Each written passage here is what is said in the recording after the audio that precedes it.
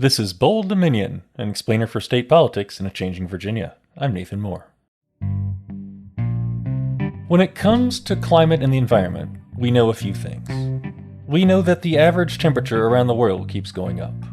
We know that in an average summer, we're seeing more really hot days in Virginia than a decade ago, which had more really hot days than 2 decades ago, which had more than 3 decades ago, and so on. In fact, that average keeps going up.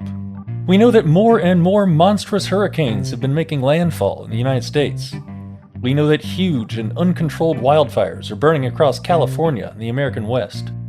Here in Virginia, many of us have been shielded from the worst effects of climate change, so far.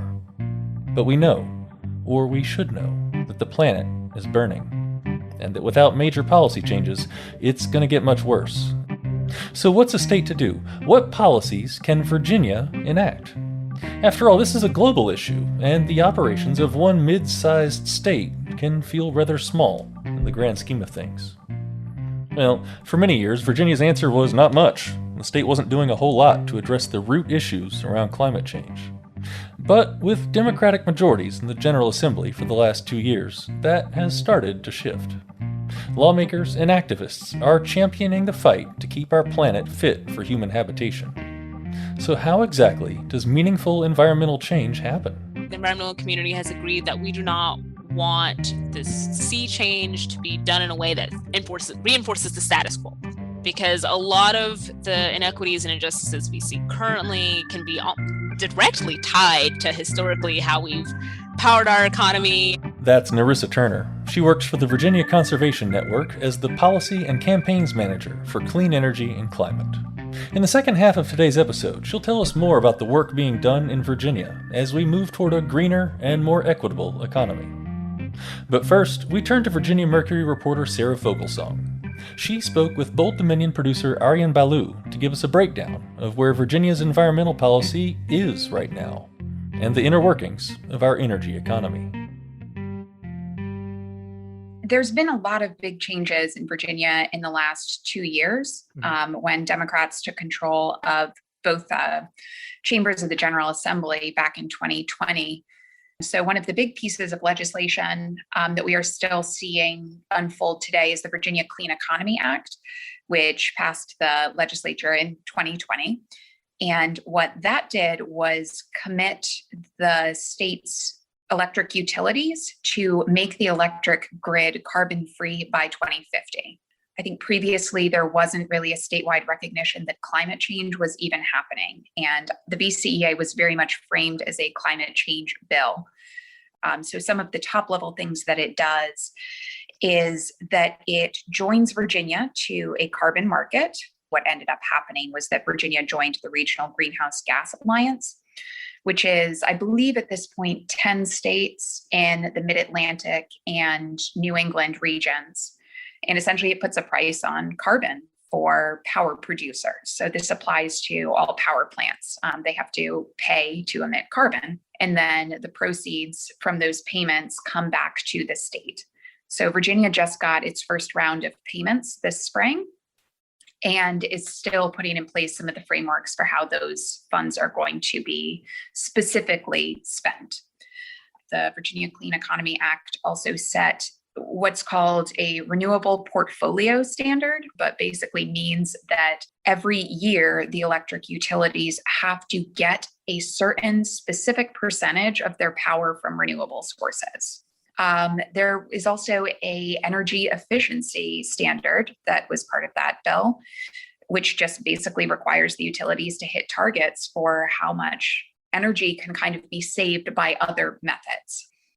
Okay, so you just mentioned a lot of different things that have come about in the last couple of years.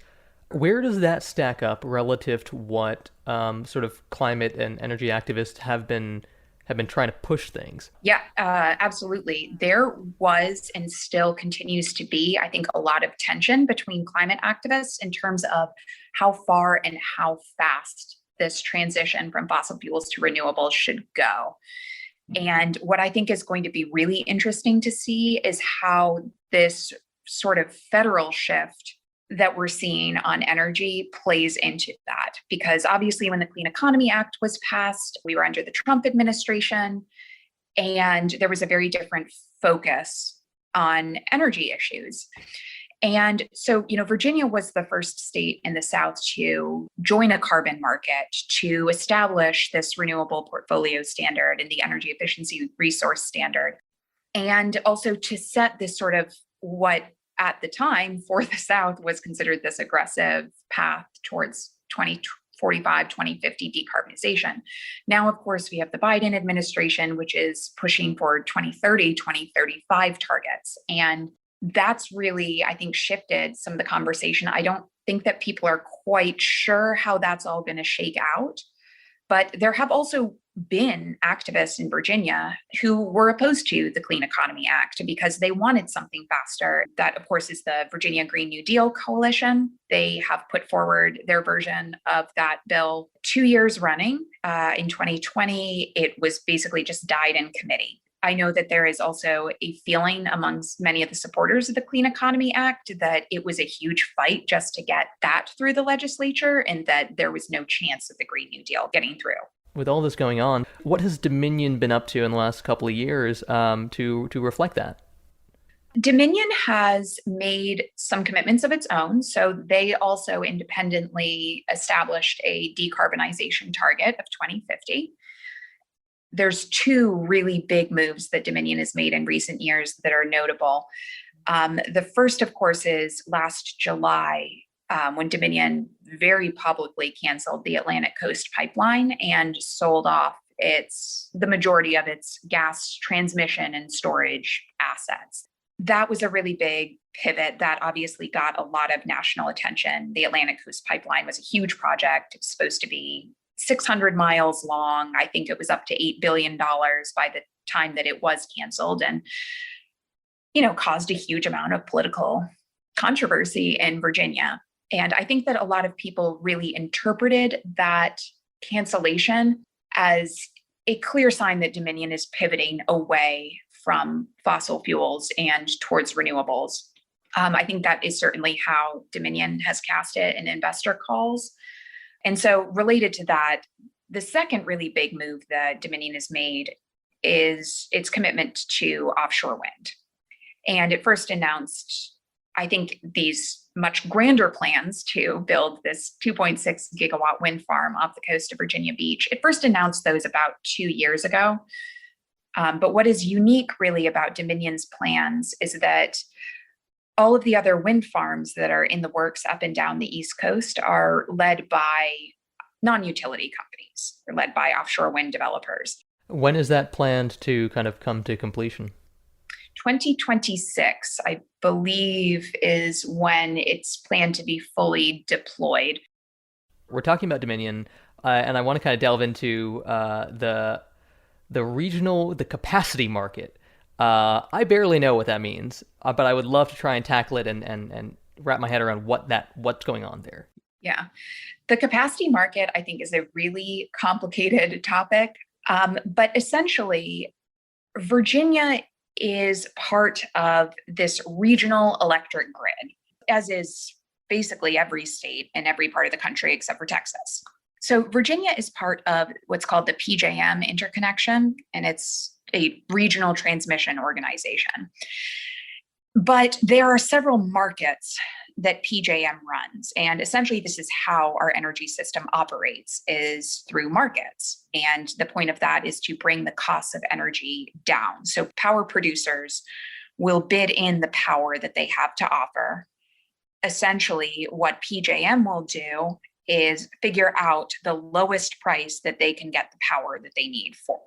But there's different markets that are associated with different sort of planning targets. So there's what's called a day ahead energy market, where what's being traded is enough energy that's anticipated to be needed for the next day. There's all sorts of different constructs that these markets have set up. But one of the markets that PJM has is called the capacity market. And what essentially it is ensuring that there is enough energy in the long term. So PJM's capacity market is a 3-year market. It's looking at what are we going to need in 3 years? Let's make sure that that power is in place When PJM's capacity market was created, there has always been this other option for utilities that they can opt out of the capacity market and use this mechanism, which is called the fixed resource requirement, or FRR. And it hadn't been heavily used, but about, I guess, a year and a half ago, the Federal Energy Regulatory Commission passed an extremely controversial rule. It was called the Minimum Offer Price Rule, MOPR. And what it essentially did was to make a lot of renewables not competitive on the marketplace. And so there was, and again, still is, a lot of tension between states in PJM who have these clean energy goals and MOPR, which essentially ensures that those resources won't clear the market. What is the kind of reasoning for that, for MOPR coming into existence then? The reasoning that was provided was that it would provide a level playing field for all resources. Right. And so what it did was it set a minimum price for all resources that it considers to be state subsidized.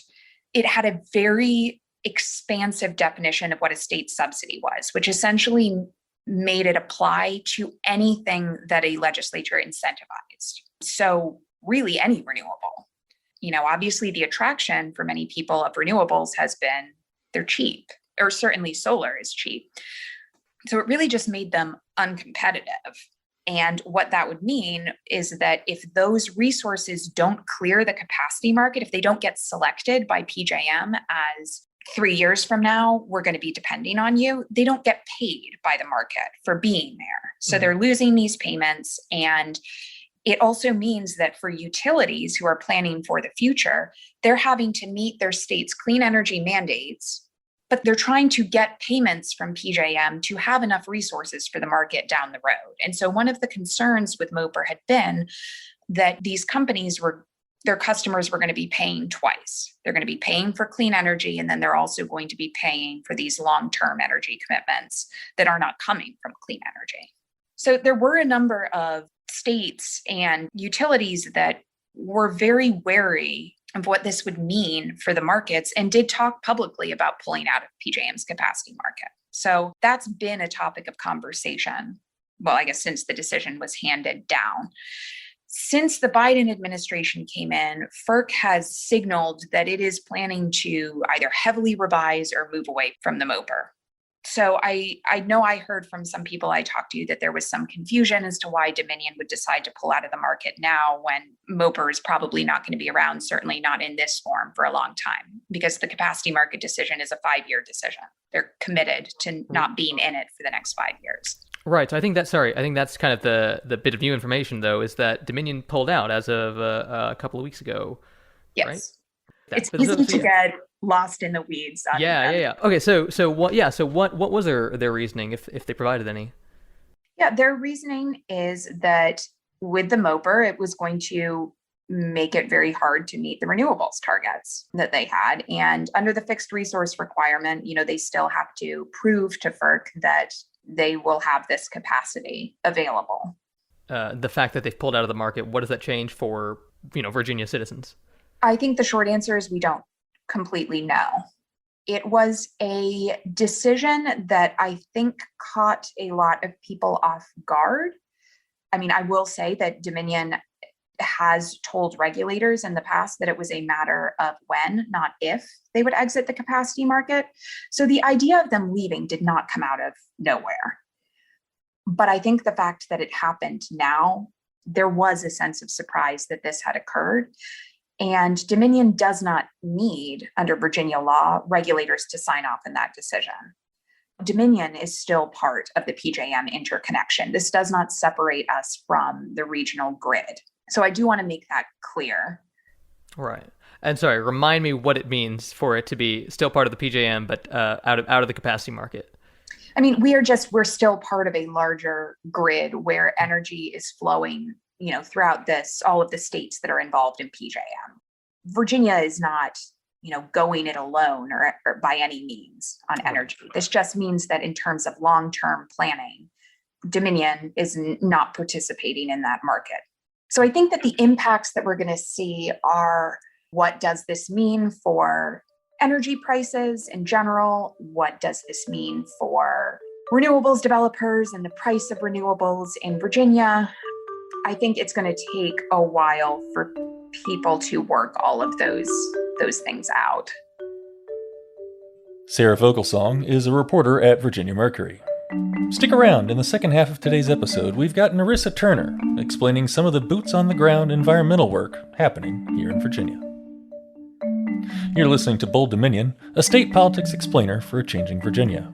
Visit us online at bolddominion.org. Have a friend who's trying to get into state politics? Well, tell them about this show, and then subscribe. Find us on Apple Podcasts, Spotify, or wherever fine podcasts are served up. Hey, and while you're there, go ahead and give us a 5-star review. We love those. Bold Dominion is a member of Virginia Audio Collective, online at virginiaaudio.org. Check out all the podcasts from the collective, from science to history to music to community affairs. We amplify the voices of people in our community and help them tell stories that matter. You can listen and subscribe at virginiaaudio.org. Well, a moment ago, we heard journalist Sarah Vogelsong describe the breadth of recent changes in Virginia's environmental policy. So what does passing this legislation actually entail? In the second half of this episode, we hear from Narissa Turner, Policy and Campaigns Manager for Clean Energy and Climate at the Virginia Conservation Network. Jumping right into it, what do you do with the Virginia Conservation Network? What does that work entail? I'll kind of give you the rough year schedule. During the winter, we are usually actively lobbying and advocating for environmental policies to legislators while they're working on legislation.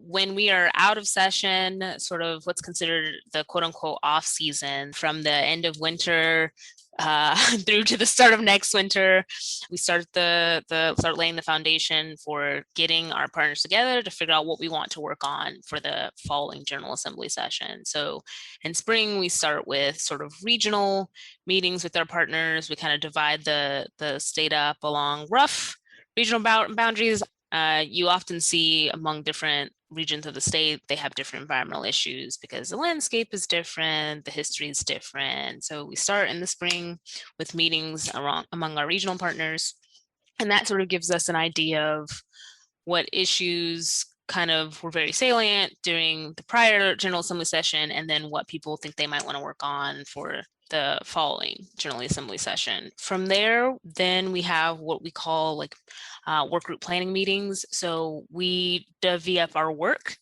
along 3 main buckets of work. So in my case, climate and clean energy is a big, broad bucket. There's water and land conservation, to some extent wildlife, and then transportation and land use. So we have large planning meetings towards the later end of spring. We actually just finished those. And those planning meetings launch our briefing book process, which we publish one every year. And this is kind of the heads up notice to not just legislators, but people across the Commonwealth who might be following environmental policy. So that process continues through usually till the beginning of August.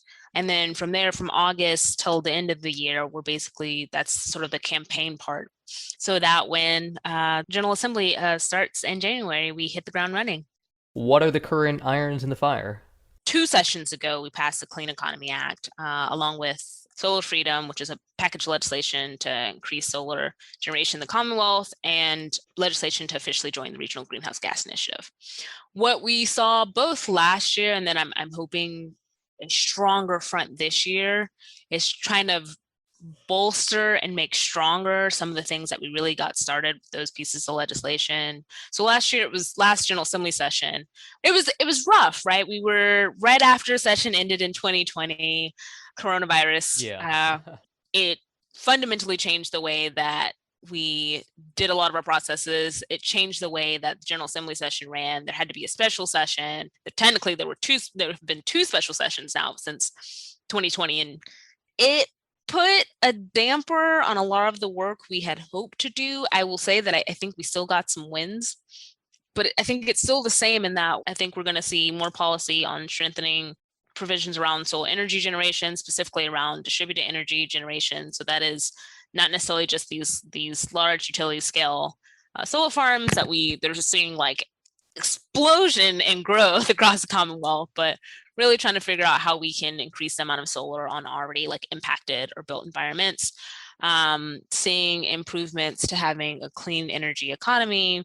How can we ensure that that transition happens very equitably and in a way that is not only is it great that we have all this renewable energy, it's great for the environment, but in a way that's also great for like people's bottom lines, making sure that as we make this commitment to clean energy, sort of this concept of what I feel like it's been referred to as several different things, utility accountability, rate reform, a whole host of things, but it's basically just saying that like, we don't necessarily want to do things in the status quo way. We want more clean energy generation, but we also want it in a way that's like fair for people who have to pay for that generation, and also so that everyone has access to that energy generated.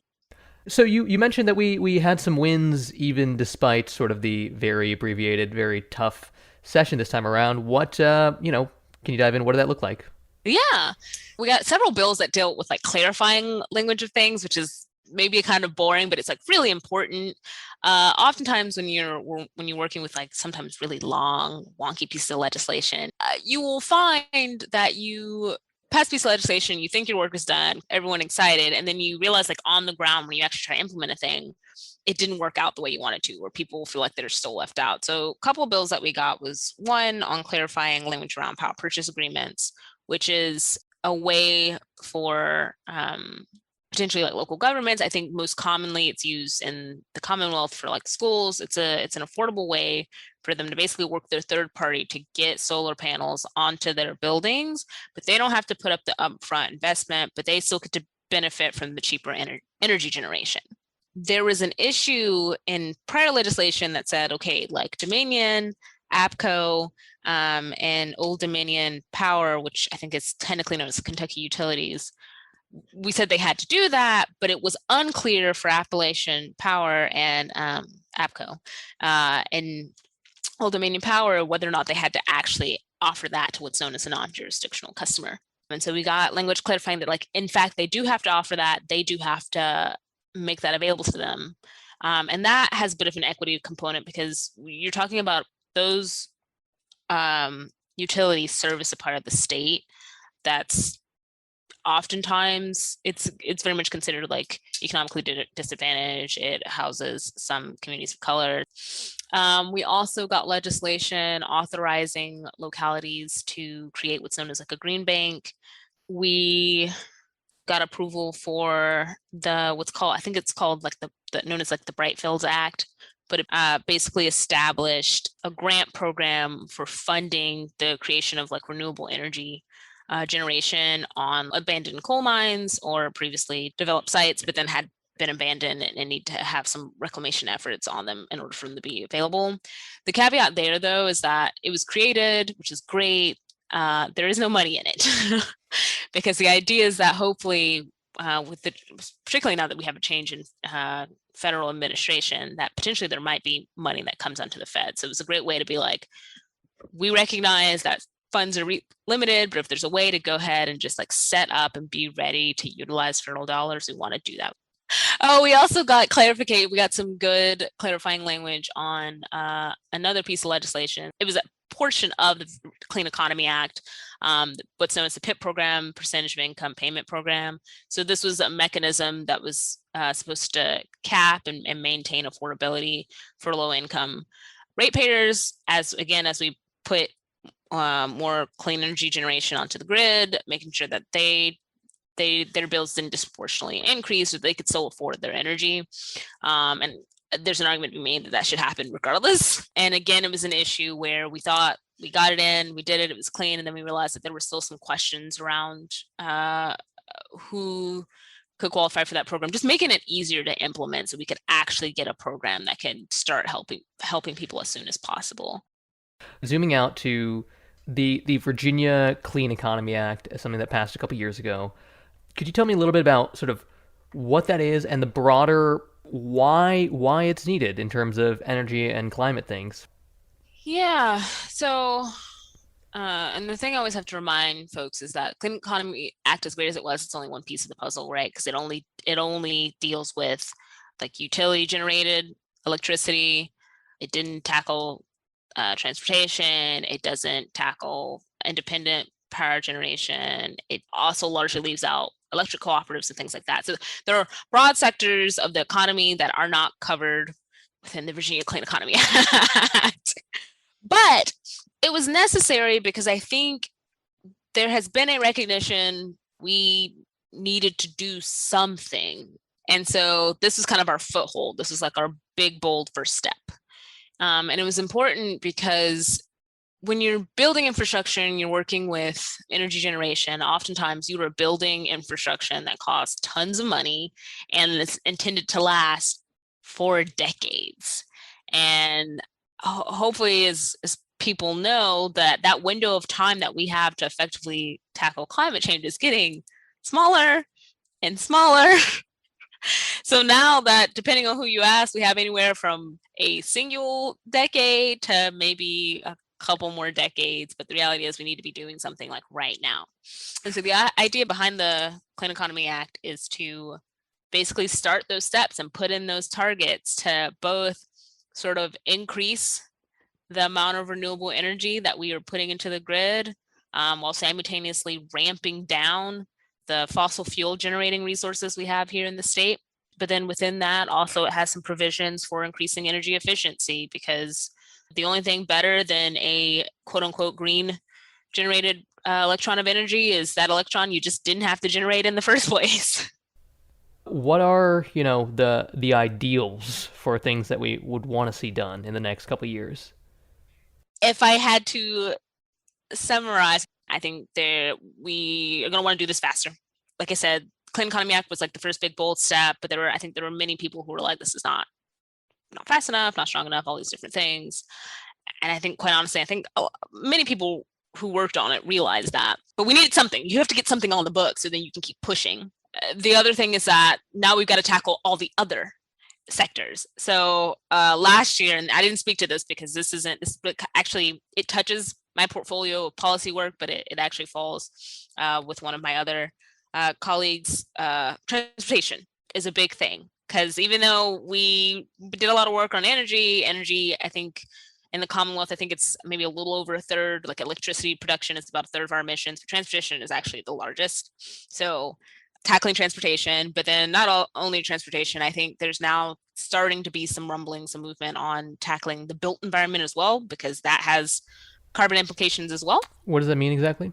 So like buildings, every time you have to pour concrete, build a thing, those are emissions associated with that. Those are a little harder to deal with, I will say, just because some of it is emissions generated like here in Virginia soil.